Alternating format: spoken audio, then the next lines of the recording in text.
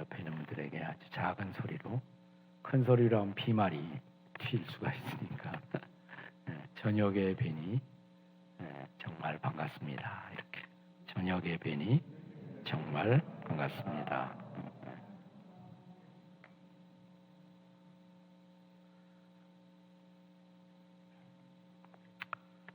네, 이번 전체 주제가 믿음으로 말미암아 살리라. 새벽은 우리가 골로새서 이렇게 책 한 권을 전체적으로 쭉 스케치하면서 묵상 중에 있습니다. 내일 새벽 마무리가 되겠습니다. 오늘 저녁은 믿음에 관해서 가장 좋은 레슨을 우리에게 제공하는 한 본문을 선택했습니다. 마태복음 14장입니다.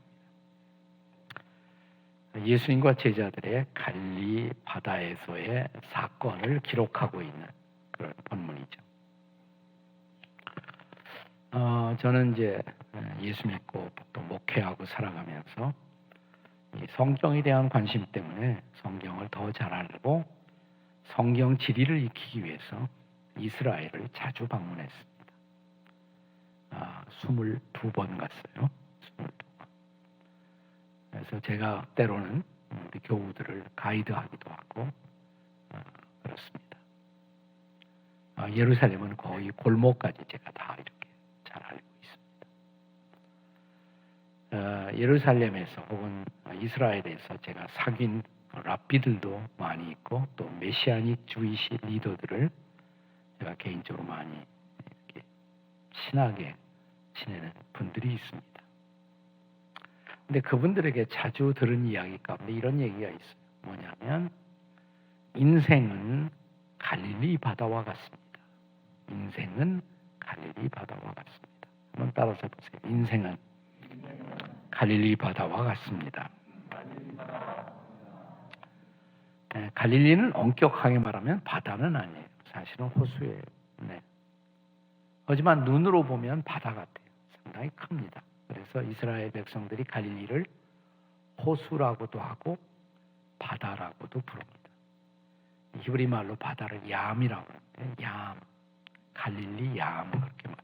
갈릴리 바다. 남북이 한 북쪽에서 남쪽까지가 21km, 또 동서로는 약 11km. 호수치고는 너무 큰 거예요. 호수치고는 굉장히 큰 겁니다. 깊은 곳은 45m나 내려가고요. 또 해수면에서도 다시 200m 이하로 더 내려갑니다. 갈릴리 바다에서 이렇게 보면 언덕이 보여요. 저 위에 북쪽에 언덕이 보입니다. 그 언덕을 가리켜서 골란 고원이다 이렇게 말합니다. 골란 고원. 그 위에 레바논, 시리아가 있어서 이스라엘과 항상 국경 문제가 발생하고 유엔이 주둔하고 있어요. 곤란한 지대다. 그래서 골란 고원. 근데 이름이 본래 골란이에요. 골란 고원. 골란 언덕이 이렇게 보이고요. 또 위에 높은 산이 있습니다. 이스라엘 어디 가든지 그 산이 다 보입니다. 산에는 높은 곳에 항상 눈이 이렇게 쌓여 있습니다. 그 산을 헬몬산이다 이렇게 부릅니다. 헬몬산. 자, 그런데 한번 바람이 불면 헬몬산이 높은 산이니까 거기에 눈이 막 흩날리는 때 바람이 불죠. 골란 공원을 거쳐서 저 아래 갈릴리 바다까지 바람이 내려와요. 근데 갈릴리 바다는 따뜻하거든요. 찬 공기가 이 따뜻한 바다와 부딪히면서 파도를 만들어요. 그러니까 골란 고원에서 갈릴리 바다까지만 해도 1200m 될 정도로 표고 차이가 커요. 표고 차이. 네, 거기서 이제 찬 공기가 내려오면서 더운 바다와 부딪히면서 파도를 일으키는데 보통도 1m, 2m 파도를 만들 수가 있고 심할 때는 5m 정도의 파도를 만들 수도 있어요. 그러니까 잘못하면 배가 거의 뒤집힐 정도로. 네, 제가 한 20번 이상 갔다 왔는데 갈 때마다 팀을 인솔하면 항상 갈릴리 선상 체험, 그래서 배를 타고 옛날 예수님을 생각하면서 제 아들과 함께 갈릴리 바다를 지나던 그 체험을 우리가 느껴보기 위해서 꼭 배를 타거든요. 근데 한 3번쯤 배를 못 탔습니다. 그냥 파도가 하도 심해요. 갈릴리 바다는 바로 그런 곳입니다. 네. 오늘 본문에 보시면요, 이렇게 되어 있어요. 24절에 배가 이미 육지에서 술이나 떠나서 바람이 거스림으로 물결로 말미암아 고난을 당하더라. 물결로 말미암아 고난을 당하더라. 근데 그 바람이 거스림으로 물결로 말미암아 이렇게 되는데, 같은 오늘 본문을 누가복음에서 기록할 때는 광풍이 바다에 내리침에 이런 표현을 썼어요. 광풍이 바다에 내리침에. 그러니까 막 거기서 파도가 일어나고 배들이 막 그냥 정처 없이 막 뒤집힐 듯 배들이 헤매이고 이런 상황입니다.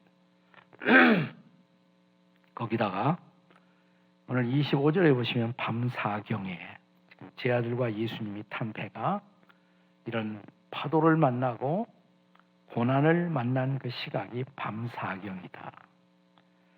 밤사경은 언제냐면 해 뜨기 직전이에요. 그러니까 새벽 한 3시부터 6시까지. 새벽 3시부터 6시까지. 그러니까 가장 어두울 때죠. 가장 깊고 어두울 때. 그 시각에 예수님이 제 아들과 함께 배를 타고 가다가 파도를 만나고 고난을 당하는 것입니다. 네. 마치 우리 시대가 지금 그런 시대 같아요. 캄캄한 어두운 밤에 바다에서 파도를 만나 허우적거리고 있는 우리들의 모습. 이 팬데믹 19, 코로나 시대가 바로 그런 시대가 아닌가라는 생각이 듭니다. 그런데요, 사실 이런 시대를 우리가 처음 만난 것은 아니다. 우리는 처음이니까. 우리는 인생을 살아오면서 이런 코로나를 처음 겪으니까 처음인 것 같지만 종종 있어 왔어요. 종종. 한국에 복음이 처음 들어오던 시기, 지금으로부터 130년 전, 그때 선교사들이 막 들어왔죠. 한국에 들어와서 보는데 그때 콜레라와 장티푸스가 전염병이 한국 땅에도 창궐했습니다. 근데 그 당시에 조선 말기 고종 황제 시대에 어쩔 줄을 몰랐어요. 이 전염병의 상태도 몰랐고 전염병을 방역할 수 있는 준비도 전혀 되어 있지 않았습니다. 근데 마침 그때 선교사들 가운데 의사 선교사, 의료 선교사님들이 와서 거기에 제중원이라는 조그마한 클리닉을 세웠어요. 제중원, 광해원. 이 병원이 나중에 어떤 미국의 사업가가 상당한 돈을 주어서 병원다운 병원으로 키워보자.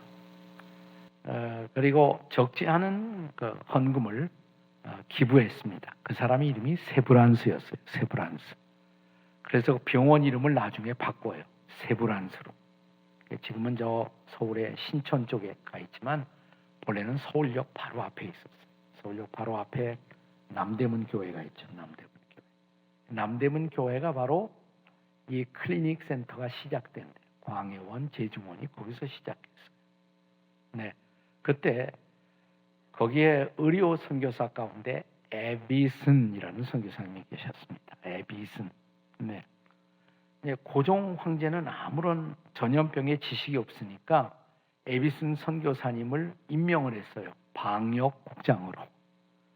지금 정은경 여사가 우리나라 방역본부장을 하고 계시잖아요. 근데 그 당시 한국의 방역소장, 방역국장은 에비슨 선교사님이셨어요.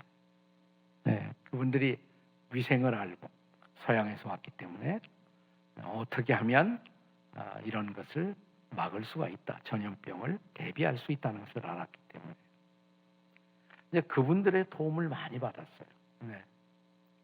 지금은 뭐 기독교가 필요 없다 정부가 그렇게 나오지만 그 당시에는 참 선교사님들의 도움을 많이 받고 우리가 그 어렵고도 험난한 시기를 넘었어요.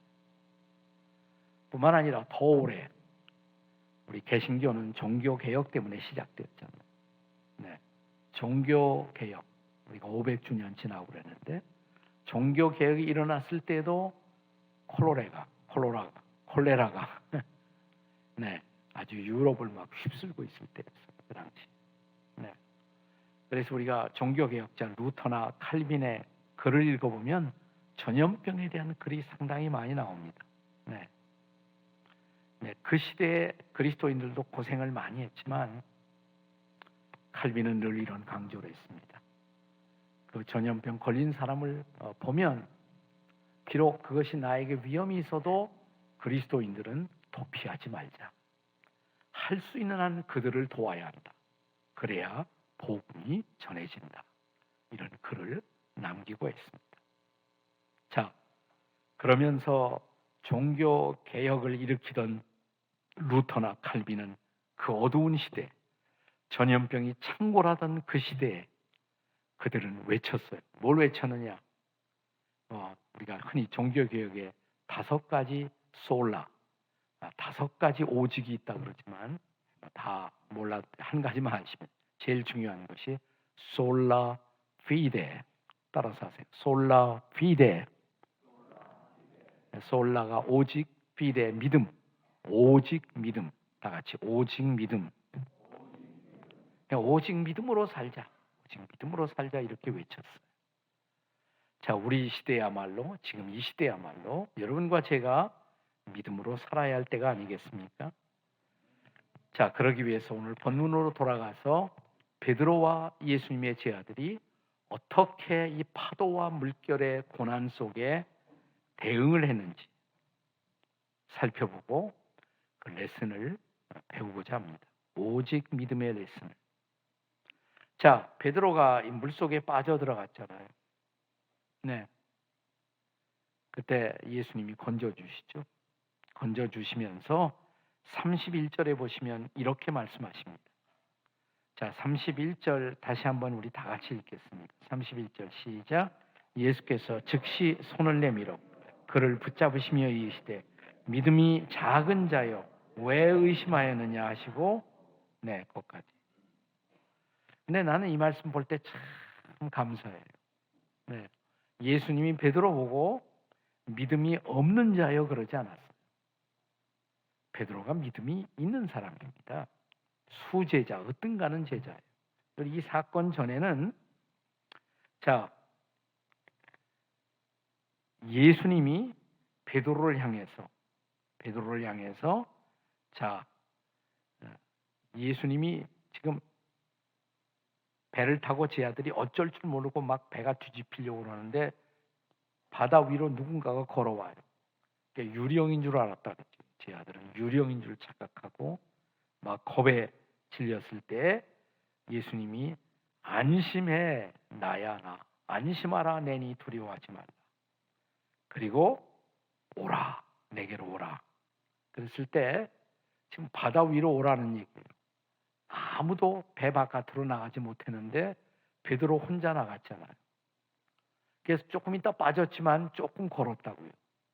나는 이것도 대단한 믿음이라고 생각해요. 여러분 그 배에서 나와서 내게로 오라 가시겠어요, 여러분? 여러분 같으면 가시겠습니까?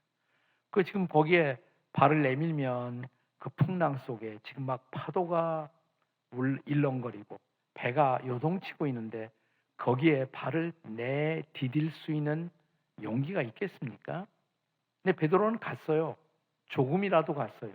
나는 조금 간 것만 해도 대단한 믿음이다. 대단한 믿음. 네, 대단하다는 말은 대가리가 단단하다는 말이에요. 보통 머리로는 나갈 생각을 못 할 거예요. 근데 갔잖아요. 믿음이 없는 사람은 아니에요. 근데 조금 있다가 나가서 보니까 막 파도가 요란하고 바람이 불고 그러니까 어쩌지 하고서 불 속에 빠져들어간 거예요. 조금 걷다가 물 속에 빠져들어간 거예요. 그리고 살려주세요 소리치니까 예수님이 손을 잡아 이끌어내셨다. 그러면서 하신 말씀이 믿음이 작은 자요. 믿음이 작은 자. 믿음이 없는 자요 하지 않았어요.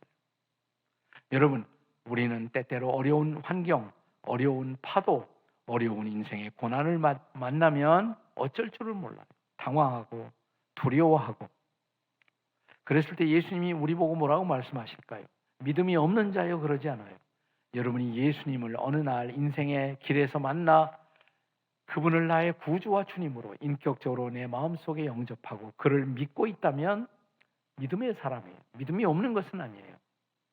그러나 그럼에도 불구하고 우리의 믿음은 흔들릴 수가 있어요. 우리의 믿음은 파도 속에 정처 없이 요동칠 수가 있어요. 그때 예수님이 하시는 말씀, 믿음이 작은 자요. 믿음이 작은 자요. 왜 의심하였느냐? 네. 자, 그렇기 때문에 우리가 그러면 어떻게 믿어야 제대로 믿는 것일까?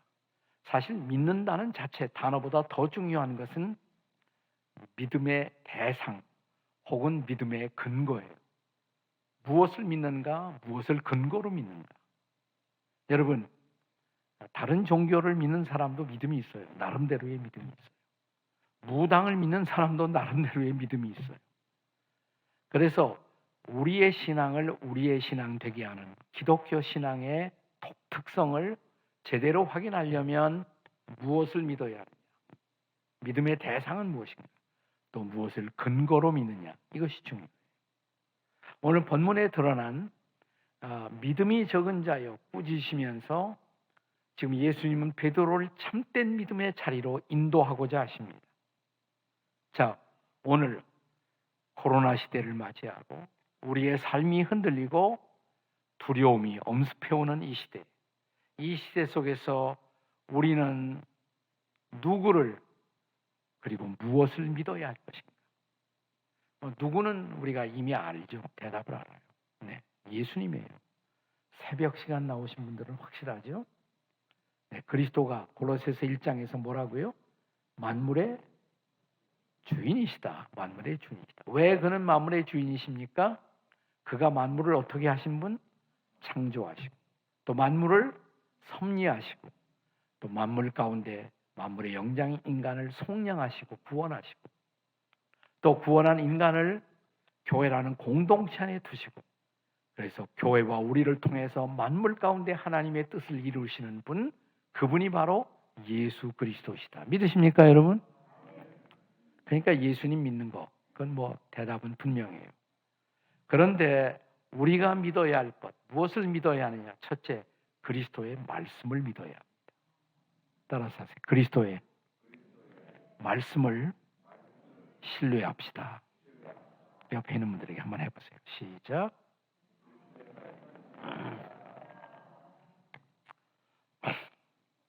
자, 오늘 여기 조그맣게 이미 제가 말씀을 드렸습니다만은 28절에 자, 예수님이 처음에는 유령인 줄 알았는데 보니까 많이 듣던 소리예요. 그들의 제자들의 스승이신 예수님이셨습니다.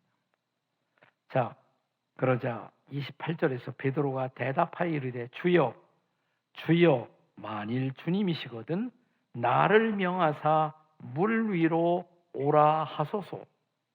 주님이 주님이시거든 나를 명령해서 물 위로 오라 하소서. 자, 29절 뭐라고 그랬습니까? 예수님이 오라 그랬어요. 오라 하시니 베드로가 배에서 내려 물 위로 걸어서 예수께로 가되. 잠시지만 놀라운 기적의 사람이 되었습니다. 그는 지금 물 위를 걷고 있어요. 왜? 주님의 말씀을 믿었기 때문에. 그 말씀을 안 믿었다면 어떻게 그의 발을 파도 속에 내밀 수가 있었겠습니까? 믿은 거예요. 말씀을 믿은 거예요. 네. 자, 종교개혁자들이 가장 강조한 게 뭐라고 그랬어요? 오직 믿음, 솔라 피데, 오직 믿음. 근데 오직 믿음과 함께 종교개혁자들이 강조한 또 하나의 오직이 있어요. 그것은 오직 성경, 솔라 스크립투라, 솔라 스크립투라. 다 같이 오직 성경, 오직 말씀. 네. 그들은 당시 부패한 가톨릭의 교권과 싸우면서 그 교권을 두려워하지 않았어요. 그때 교황의 힘은 막강해요. 황제들의 힘보다 더 컸어요. 두려워하지 않았어요. 왠지 아세요? 말씀을 믿었기 때문에. 이 말씀의 힘이 교황의 힘보다 더 크다고 믿은 거예요. 오직 성경, 오직 말씀을 믿었던 것이에요. 네, 여러분, 우리가 믿음의 영웅으로 고백하는 우리의 믿음의 선배들, 그들의 일생을 기록하고 있는 유명한 히브리서 11장 믿음의 장. 자, 이 믿음의 장에 나오는 모든 믿음의 선배들의 역사를 히브리서 기자는 어떻게 기록합니까? 믿음으로 아브라함은, 믿음으로 이삭은, 믿음으로 야곱은, 믿음으로 모세는, 이렇게 쭉 계속되죠. 믿음으로 요셉은, 믿음으로 by faith, 믿음으로. 근데 뭘 믿었을까 도대체? 뭘 믿었을까? 자, 하나님이 아브라함 보고 갈대우르를 떠나라. 내가 지시하는 땅으로 가라. 그 땅이 어디 있는지도 몰라요. 정보도 없었어요. 근데 하나님이 내가 너를 위해 예비한 땅이 있다. 가라. 그 말씀만 믿고 간 거예요. 믿음으로 아브라함은 뭘 믿었느냐? 하나님의 말씀을 믿은 거예요. 하나님의 말씀. 자, 우리가 잘 아는 로마서 10장 17절에 보시면 믿음은 어디에서 나며? 들음에서 나며. 들음은 무엇으로? 그리스도의 말씀으로 말미암았느니라. 아멘. 우리는 말씀을 믿는 거예요. 그리스도의 말씀을 믿는 거예요. 그리스도의 말씀을. 네. 그리스도인들의 삶은 그리스도의 말씀에 모든 것을 걸고 살아가는 삶이 바로 그리스도인들의 삶이죠. 자, 우리가 요한복음을 보면, 자, 오늘 밤에 요한복음을 간단히 스케치하려고 그래요. 자, 요한복음에 7가지 기적이 나와요. 자, 요한복음에 몇 개의 기적?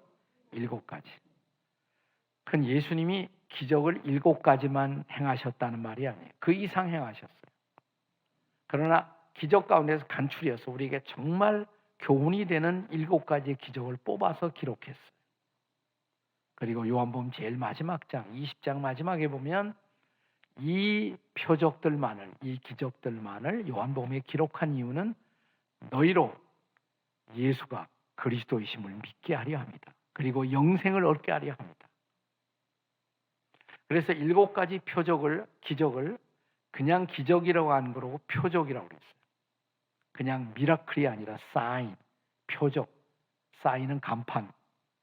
저기 고속도로에 올라가면 간판이 있어요. 간판. 서울 하는 간판이 있어요.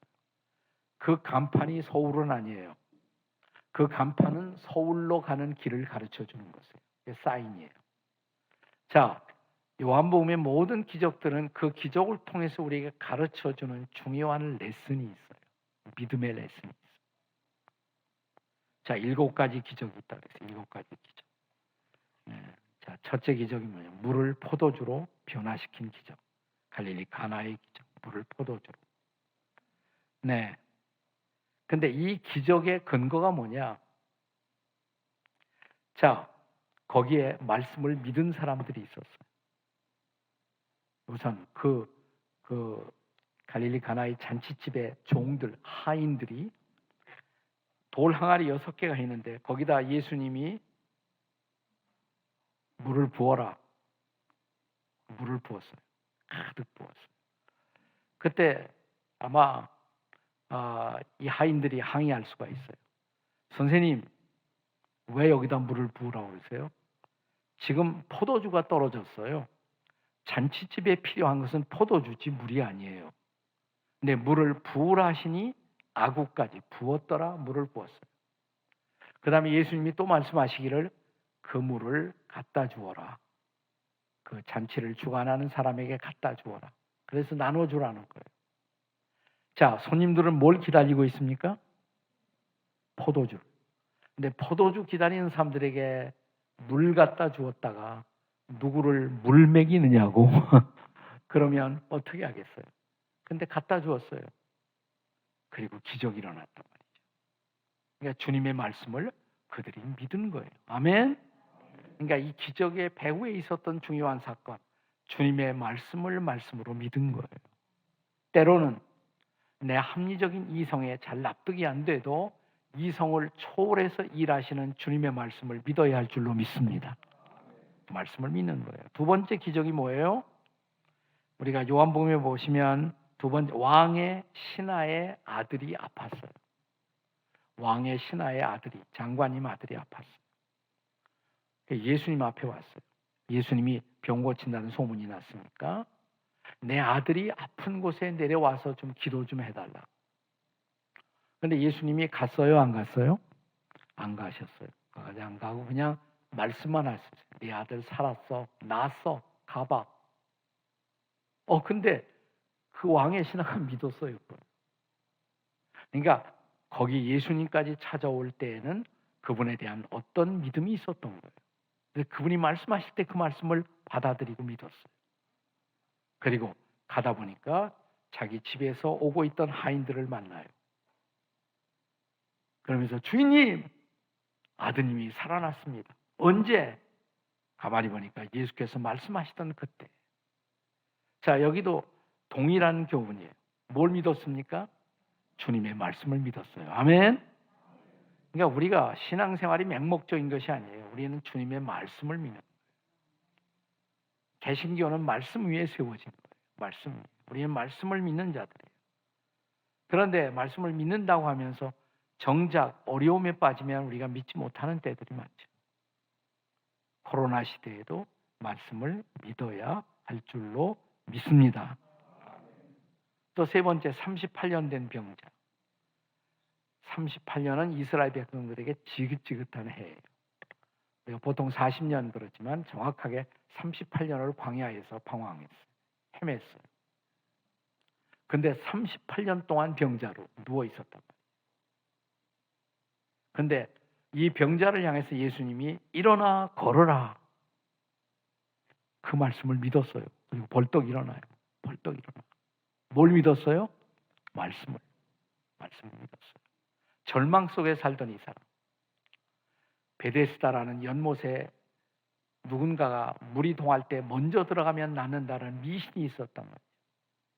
근데 나는 이렇게 온몸을 움직일 수 없기 때문에 저 베데스다 연못에도 들어갈 수 없어요.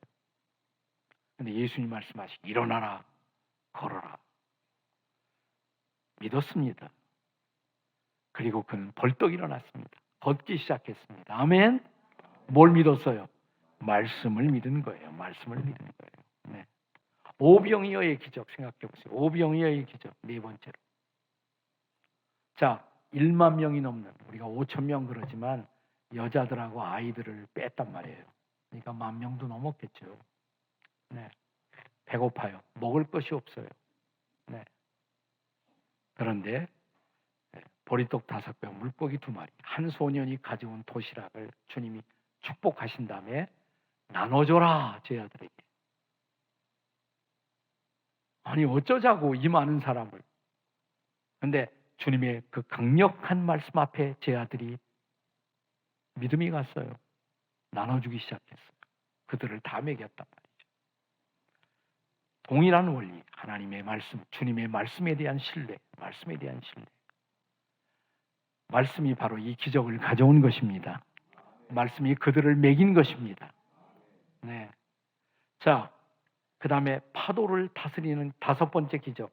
그것이 요한복음의 5번째 기적이 오늘 본문이에요. 본문하고 똑같은 거예요. 네. 지금 파도를 향해서 예수님이 명령하세요. 파도야 잠잠하라.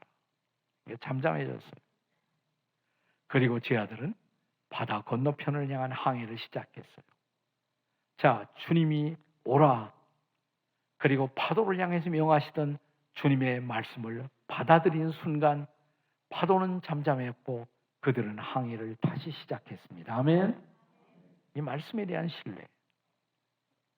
네. 그리고 6번째 기적. 날 때부터 소경된 시각장애인. 네. 주님이 진흙을 그의 눈에 바르시고 뭐라고 명령하셨습니까? 실로암 못에 가서 씻어라. 아니 어쩌자고 제가 실로암 못에 가서 이 진흙을 씻는다고 무슨 일이 벌어지나요? 갔어요. 밝은 눈, 새로운 세상을 봤어요. 말씀을 믿은 것입니다. 그랬을 때 운명 같은 날 때부터 어둠이었던 이 사람이 빛을 봤어요. 운명을 극복한 것이에요. 운명을 극복한 것이에요. 네. 거기다 아무리 인생이 고난을 당해도 마지막 우리가 싸워야 할 고난, 죽음의 7번째 기적은 나사로의 부활의 기적이죠. 예수님이 사랑하는 친구인데도 나사로가 죽었잖아요. 네. 예수님이 사랑하는 사람도 죽을 수가 있어요. 네. 그런데 이 무덤가에 오셔서 예수님이 뭐라고 외치셨습니까? 나사로야 나오너라. 나사로야 나오너라. 옆에서 보는 사람들은 저 사람이 정신이 나갔나? 지금 무덤을 향해서 나사로야 나오너라. 근데 그때 예수님이 나사로야 나오너라 그러지 않고 송장아 나오너라 그랬으면 지구상의 모든 송장들이 그때 다 일어났을 거예요, 아마. 그러나 지금은 한 사람을 살리는 것으로 부활 신앙을 입증하는 것으로 충분해요. 나는 부활이요 생명이 나를 믿는 자는 죽어도 살겠고 그걸 증명하면 돼요. 나사로야 나오더라. 나사로가 나왔어. 네. 그 현장에서 그들은 말씀의 능력을 다시 보는 것이에요. 자, 사람들은 안 믿었지만 마리아가 믿었어요. 그것을. 그들의 믿음의 근거에서 이 부활의 위대한 기적이 일어나는 것입니다. 그렇습니다. 우리는 무엇을 믿어야 합니까? 그리스도의 말씀을. 그리스도의 말씀.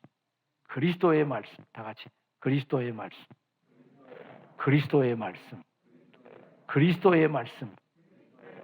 그 말씀을 믿읍시다. 네. 자, 우리가 오직 믿음으로 산다. 뭘 믿느냐? 두 번째는 그리스도의 신성을 믿어야 합니다. 그리스도의 신성. 다 같이 그리스도의 신성. 그리스도의 신성. 그리스도의 신성을 따라서 그리스도의 신성을 믿읍시다. 그게 무슨 말이냐? 신성이라는 말은 교리적인 수로죠. 하나님이라는 말이에요. 예수 그리스도의 하나님 되심을 믿어야 한다 이 말입니다. 예수님의 하나님 되심을 믿어야 합니다. 자, 오늘 본문으로 다시 돌아가서 보면 자, 베드로가 물속에 빠져 들어가면서 막 두려워 소리치고 있었을 때 27절 다 같이 읽겠습니다. 27절 다 같이 시작. 예수께서 즉시 이르시되 안심하라 나니 두려워 말라. 안심하라 나니 두려워 말라. 여기서 예수님이 나야 나는 나니 그랬어요. 나니. 영어로 보면 it is I 그랬어요. it is I. 정확하게 번역하면 I am이라는 말이에요. I am. 나는 I am. 근데 이것이 성경 원문 히라보에는 아주 독특한 단어로 쓰여져요. 이 단어를 히라보 알아두어서 손해볼 건 하나도 없으니까 저를 따라서 해보세요. 에고 에이미. 네, 그게 I am이라는 말이에요. 에고 에이미. 근데 이 단어가 맨 처음 쓰여진 게 어디냐? 구약에 나와요. 모세가 하나님이 모세를 구원자로 부르셔서 이스라엘 백성들의 인도자로 그들의 해방을 위해서 네가 인도자가 되어 나가라. 아니 제가요? 제가 그 일을 어떻게 해요? 저는 못해요. 나 여호와 하나님이 너와 함께 하겠다. 네가 가서 이 일을 감당하라. 사람들이 나에게 너를 보낸 자가 누구냐고 물으면 뭐라고 대답할까요? 내가 누구냐고 묻거든 그들에게 이렇게 말하라. 나는 스스로 있어서 있는 자라. 따라서 해보세요. 나는 스스로 있어서 있는 자라. 그게 영어로 보면 우리가 그 정도 영어는 여기 중학교 학생들도 다 알 수가 있으니까 I am that I am. 나는 스스로 있어서 있다. 나는 언제나 있다. 그분은 과거에만 있었던 분이 아니에요. 과거에도 있었고 지금도 있었고 그래서 영원한 I am이에요. 영원한 I am. 영원한 I am. 그런 분은 한 분밖에 없어요. 하나님이에요. 나는 스스로 있어서 있는 자라. I am. 그래서 I am이라는 말은 절대자라는 말이에요. 스스로 존재할 수 있는 분. 누군가를 통해서 존재하는 것이 아니라 스스로 자존하시는 분. 네, 그게 I am이라는 말이에요. 근데 그 단어가 여기 나온 거예요. 지금 베드로가 물속에 빠져 들어가면서 두려워하고 있는데 안심해, 나야, I am. 그 말을 바꾸면 이런 말이에요. 나야, 나 하나님. 나 하나님. 우리는 보통 예수님을 영접했다고 말합니다. 그 예수님이 여러분 안에 계십니까? 여러분 속에 예수님이 계십니까? 근데 그 예수님이 어떤 분이에요? 하나님이에요. 내 안에 하나님이 계세요. 믿으십니까, 여러분? 내 안에 하나님이 계시면 왜 두려워하세요? 왜 쫄고 계세요? 내 안에 하나님이 계신데 왜 두려워하세요? 왜 겁나하세요? 내 안에 하나님이 계시는데. 그러니까 우리가 그걸 믿어야 돼요. 예수님의 신성. 다른 말로 말하면 예수님의 하나님 되심을 믿어야 합니다. 자, 우리는 뭘 믿고 사느냐? 내가 영접하고 모신 예수님이 하나님이라는 것을 믿는 사람들이에요. 아멘? 그러니까 하나님이 나와 함께 하시면 겁날 게 뭐가 있어요? 그죠? 네. 자, 제가 요한복음에 몇 가지 기적이 나온다? 7가지 기적. 근데 요한복음에는 또 7가지 I am이 나와. 7가지 I am. 네, 요한복음에 보시면 7번 I am이 나와요. 예를 들어서 나는 오병이어의 기적을 행하시고 나서 이 10,000명도 넘는 사람들을 다 먹이셨어요. 무에서 유를 창조해서 먹이셨어요. 네. 그러니까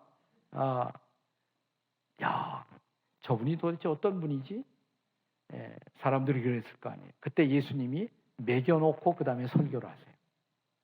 배고픈 사람들은 먼저 설교를 하면 안 돼. 일단 먹여야 돼요. 네, 먹여놓으시고 설교를 하세요. 그 오병이어 다음에 나온 예수님의 유명한 설교가 이런 설교예요. 나는 생명의 떡이니. 다 같이 나는 생명의 떡이다. 내가 생명의 떡. 나를 믿는 자는 결코 배고프지 아니하리라. 나는 생명의 떡이다. I am. 나는 생명의 떡이신 바로 그분. 또 예수님은 요한복음에 보시면 나는 세상의 빛이라 그랬어요.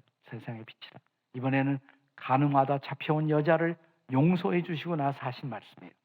나는 세상의 빛이니 나를 따르는 자는 어둠에 다니지 아니하고. 다 같이 나는 세상의 빛이다. 이제 우리가 어둠 속을 헤맬 필요가 없다 이 말이에요.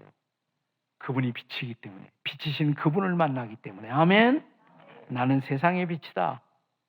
그 다음에 또 나는 양의 문이다 그랬어요. 다 같이 나는 양의 문이다. 양들은 뭘 잘못 찾아요. 이렇게 방향 감각이 없어요. 그래서 양이 상처를 많이 입어요. 방향을 잘 몰라. 근데 목자가 있으면 문으로 인도해요. 그러면서 하시는 말씀이 예수님, 나는 양의 문이다. 문이 되어준다. 그 문을 통해서 우리는 들어가고 나오며 꼴을 얻고 우리의 인생을 설계할 수가 있는 것입니다. 다 같이 나는 양의 문이라. 네. 또 따라서 나는 선한 목자라. 나는 양들을 위해서 목숨도 버린다. 나는 선한 목자다. 양들이 문제가 많아요. 방향도 찾지 못하고 쉽게 더럽힘을 타고 또 두려움이 많고. 그런데 양의 모든 문제는 하나만 있으면 해결돼. 목자만 곁에 있습니다. 목자가 씻어주고 목자가 보호해주고 목자가 방향을 지시하고. 자, 예수님이 말씀하십니다. 나는 선한 목자다. 아멘. 이것이 복음이죠. 나는 선한 목자다. 네. 그 다음에 나는 부활이요 생명이다. 아멘. 자, 오빠 나사로가 죽었어요. 근데 예수님이 선언하십니다. 나는 부활이요 생명이다. 나를 믿는 자는 죽어도 살겠고. 아멘. 여러분, 우리 부활이 확실하다면 죽음 때문에 절망할 필요가 없어요. 네, 죽음은 잠과 같은 것이에요. 길게 주무시면 돼. 그리고 부활의 아침 우리는 다시 일어날 줄로 믿습니다. 아멘. 나는 부활이요 생명이라. 또 유명한 말씀, 나는 길이요 진리요 생명이라. 그래서 I am이란 말이 요한복음에 몇 번 나온다? 7번. 근데 이것은 다 뭐냐? 나라는 것은 보통 내가 아니야. 그분이 하나님이시다 이 말이에요. 우리에게 죽음을 이기게 도와주시는 분, 우리에게 길을 찾게 도와주시는 분, 우리에게 빛을 가져다 주시는 분, 그분은 바로 하나님이신 줄로 믿습니다. 예수님이 하나님이십니다. 그 예수님을 믿으시기를 바랍니다. 예수님의 신성을 믿으십시오. 네. 이제 하나만 더. 네. 자, 우리는 무엇을 믿어야 하느냐? 그리스도의 임재를 믿으셔야 합니다. 다 같이 그리스도의 임재를 믿읍시다. 옆에 사람 쳐다보고 다 같이 그리스도의 임재를 믿읍시다. 자, 본문의 31절을 다 같이 읽겠습니다. 31절 다 같이 읽어요. 시작. 예수께서 즉시 손을 내밀어 그를 붙잡으시며 이르시되 믿음이 작은 자여 왜 의심하였느냐 하시고, 네. 자, 베드로가 살려달라고 그러니까 예수님이 즉시 손을 내밀어 그를 붙잡으셨어요. 주님의 임재가 나타나. 네. 안심하라 말씀하신 그분이 손을 내밀어 베드로의 손을 붙잡으신 거예요. 32절 배에 함께 오름에 바람은 그쳤다. 아멘. 그분의 임재가 나타난 거예요. 그분의 즉시 손을 내밀어 붙잡으시며 조금 전에는 안심하라 나니 두려워하지 말아라. 안심하라 나다. 주님의 임재를 보여주신 거예요. 손을 내밀어서 우리를 잡아주셨어요. 손을 내밀어. 예수님은 당신이 훈련한 12제자, 11제자와 마지막 작별을 하시면서 마태복음 마지막 장 마지막 절 그리스도의 대사명 가서 모든 족속으로 내 제자를 삼아 아버지와 아들과 성령의 이름으로 세례를 주고 내가 분부한 모든 것을 가르쳐 지키게 하라. 거기서 끝나지 않아요. 볼지어다 내가 세상 끝날까지 너희와 항상 함께 있으리라. 믿으십니까? 그분이 함께 하신다는 거, 이게 제 아들을 선교하러 보내시면서 전 세계에 흩어놓으시면서 내가 너희와 함께 하겠다. 오늘의 기독교는 바로 그분이 함께 하신 결과인 것을 믿으시기 바랍니다. 오늘의 한국 교회도 그분이 함께 하신 결과라는 것을 믿으시기 바랍니다. 지금 조금 교회가 흔들리고 우리 개인들도 흔들리고 아프고 그렇지만 주님이 함께 하시기 때문에 우리는 극복할 것입니다. 그분의 임재가 함께 하시기 때문입니다. 그분이 우리를 지키시기 때문입니다. 어떻게 끝나냐면 본문의 마지막에 보시면 배에 있는 사람들이 다 예수께 절을 했어요. 여기서 절했다는 것은 한국식으로 절을 생각하시면 안 돼요. 경배했다는 말이에요. 경배. 경배의 대상은 하나님입니다. 사람들이 예수님께 절을 했다는 것은 예수님을 그때 하나님으로 믿었다는 거예요. 그분의 신성의 영광을 체험하면서 그분 앞에 절을 했어요. 그러면서 고백했어요. 진실로 당신은 하나님의 아들이십니다. 아멘. 그분에게 경배를 드렸어요. 그 하나님의 임재를 목격했어요. 그리고 제자들은 새로워진 것입니다. 주님의 임재, 하나님의 임재, 예수님의 임재, 성령의 임재, 그 임재를 믿으시기 바랍니다. 1990년대 미국 시카고의 한 교회에 이분은 유명한 피아니스트예요. 재즈 피아니스트. 근데 교회 와서는 성가대에 지휘를 했습니다. 찬양팀을 지휘했습니다.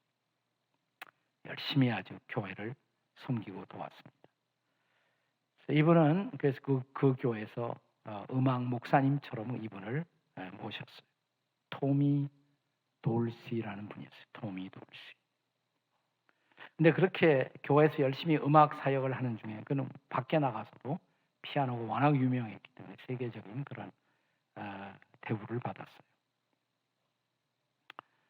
근데 그때 자기 아내가 자기 아내가 임신 9개월이었어요. 이제 얼마 안 있으면 아기를 낳아야 돼요. 자기 아내가 아기를 바로 낳아야 돼요. 근데 바로 그때 이 토미 돌시라는 사람이 초청을 받습니다. 미국 시카고에서 멀지 않은 세인트 루이스라는 교회에서 초청을 받았어요. 찬양 집회를 인도해달라고. 찬양 집회. 많이 망설였대요. 지금 내 아내가 곧 아기를 낳을 텐데.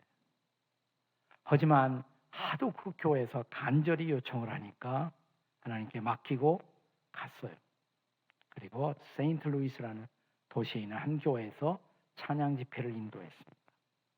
근데 인도하는 도중 급한 소식이 전문이 날라왔어요. 그것은 뭐냐면 자기 아내가 갑자기 아기를 낳다가 아기와 함께 세상을 떠났다는 소식이에요. 부인도 죽었고 부인 뱃속에 있던 아기도 세상을 떠났다는 소식이에요. 얼마나 힘들었겠어요. 얼마나 좌절했을까요. 계속 마음속에서 나오는 질문은 딱 하나. 왜요? 왜 하나님? 내가 하나님 일하러 여기 왔는데 놀러 온 것도 아니고 그것도 내 아내가 순산 앞둔 거 알고 하나님 앞에다 맡기고 왔는데 왜 어째서 이렇게 데려가시나요? 내 아내를 그리고 내 아기까지. 그때부터 이 사람이 흔들립니다. 신앙이 막 흔들려요. 교회 나갈 마음이 사라졌어요. 교회도 안 나갔어요. 한동안. 네. 근데 그 광경을 보고 옆에 있는 사람들이 안타까워서 또 기도를 하고 중보 기도를 하고 자기 친구 가운데 초등학교 선생님이 있었어요. 초등학교 선생님이 교회도 안 나오고 이 좌절과 실망 속에 빠져 있는 친구를 연락을 해서 내가 근무하고 있는 학교로 한번 오지.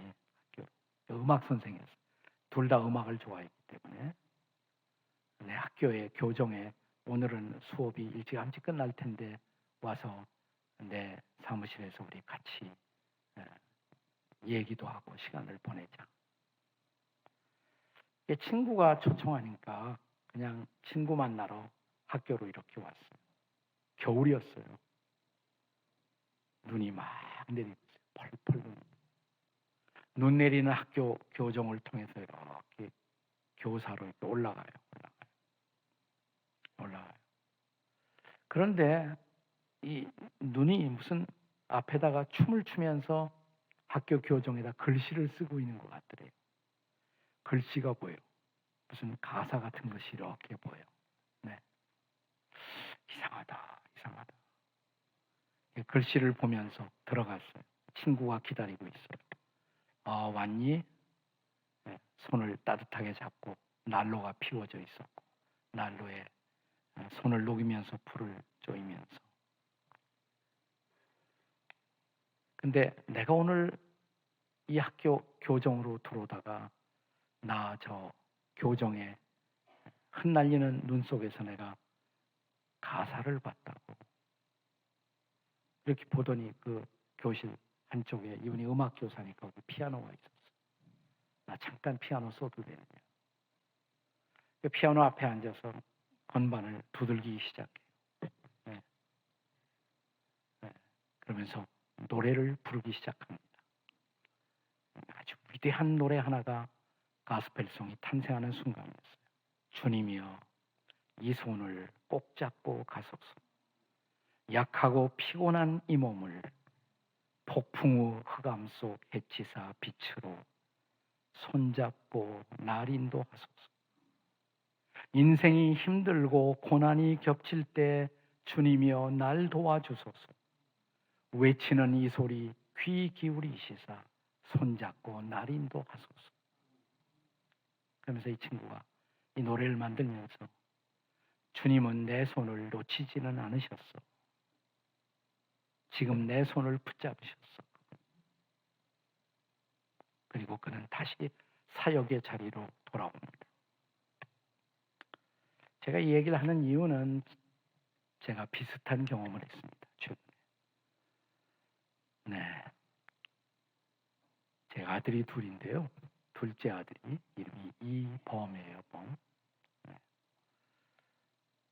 제가 제 아들을 얼마 전에 지금 10월 9일 한글날이 지났잖아요. 작년 10월 9일 저희 둘째 아들이 세상을 떠났습니다. 나이가 42살, 한국 나이로 43살. 여기 한동대학 법률대학원에서 공부하고 미국 가서 변호사가 돼서 국제 변호사로 일을 하고 있었어요. 네. 아주 잘 회사에서 촉망되는 그런 기대를 받으면서 열심히 일하고 있던 제 아들이었어요. 근데 작년 2월에 몸이 좀 이상해서 이렇게 검사를 받아봤어요. 사실은 그 2월 전에 12월에 한국을 나와서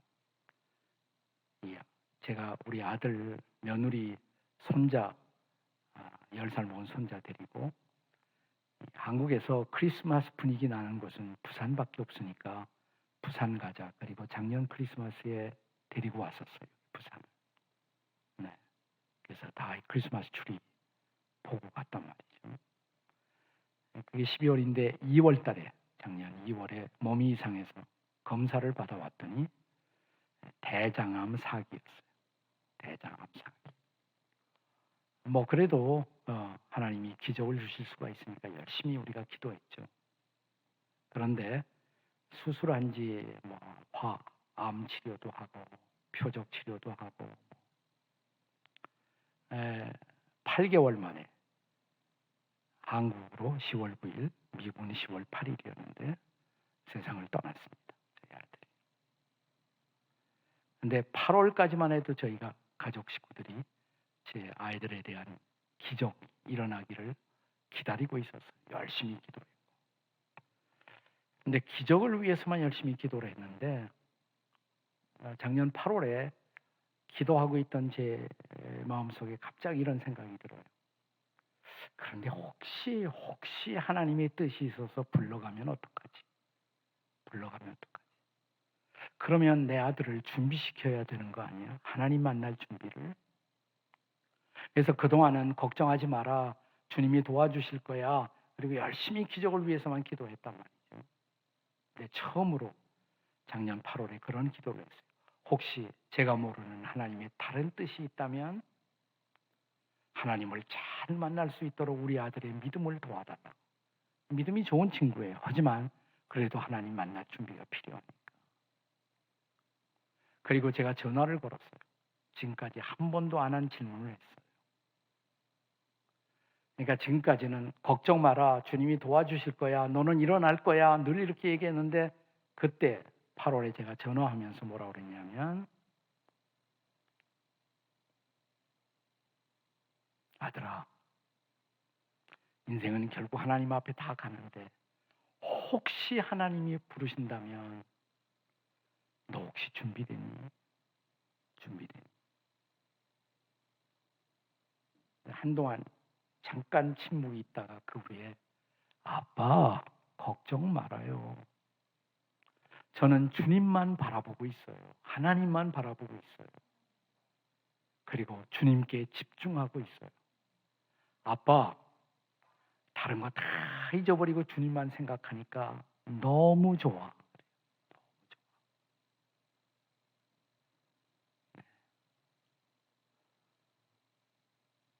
그리고 10월 8일 제 아들은 눈을 감았습니다. 제가 제 아내와 함께 비행기로 급히 수속을 해서 미국으로 날아가서 이제 LA의 토렌스라는 지역에 살았는데 거기 토렌스 좋은 교회라는 교회에 나가고 있었는데 거기 가서 이제 장례 절차를 의논하더라고요. 근데 그 교회 담임 목사님이 만나자마자 하는 소리가 목사님 제가 이범 집사 만날 때마다 신방할 때마다 한 가지 말만 계속했어요. 이범 집사는. 뭐라고요? 그러니까 저 주님 바라보고 있어요. 주님께 집중하고 있으니까 너무 좋아요. 제가 담임 목사를 통해서 그런 신앙의 고백을 확인하고 나니까 비록 내 아들을 불러가신 하나님의 뜻을 모르지만 제 마음이 아프고 힘들지만 제 마음속에 놀라운 위로가 있었어요. 놀라운 위로. 주님의 품에 내 아들이 확실히 안겼구나.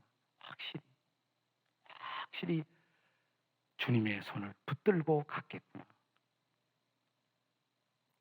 그 8월 달부터 10월 떠나갈 때까지 전화할 때마다 전화로 우리가 화상을 틀어놓고 함께 가족들이 불렀던 찬양이 바로 이 찬양이에요.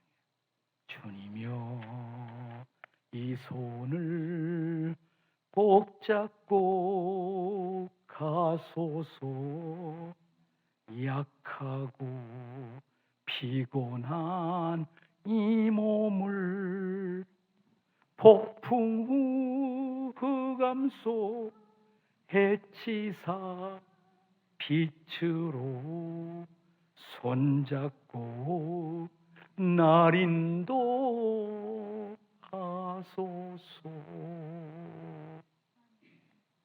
바로 지난 주간에 제가 1년 동안 먼저 천국으로 떠나보낸 제 아들을 그리워하고 아들을 추억하면서 책을 한 권 썼습니다. 그래서 목사님께는 책을 드렸어요. 지난 주간에 두란노에서 출간된 책인데 책의 제목이 아들아 See you in heaven. 아들아 See you in heaven. 여러분이 책방에 가면 그 책을 다 구입하실 수가 있습니다. 책이 나오자마자 많은 사람들이 이 책을 찾기 시작하더라고요. 너무나 제 아들뿐만 아니라 고난과 고통을 겪고 있는 많은 가족들이 있어요. 고난은 있습니다. 물결은 있고 파도도 있어요. 그러나 이 고난 속에도 한결같은 것은 주님의 임재입니다. 어떤 사람은 이 땅에 더 오래 두실 수도 있고 그래서 기적을 주시기도 하지만 또 어떤 사람은 주님의 특별하신 은혜 속에 그 손을 잡아 천국으로 올리우는 분들도 있습니다. 우리의 삶이 얼마나 남았든 남은 인생의 파도 속에서 저와 여러분이 주님의 손 꼭 붙들고 가시기를 주님의 이름으로 축복합니다. 아멘.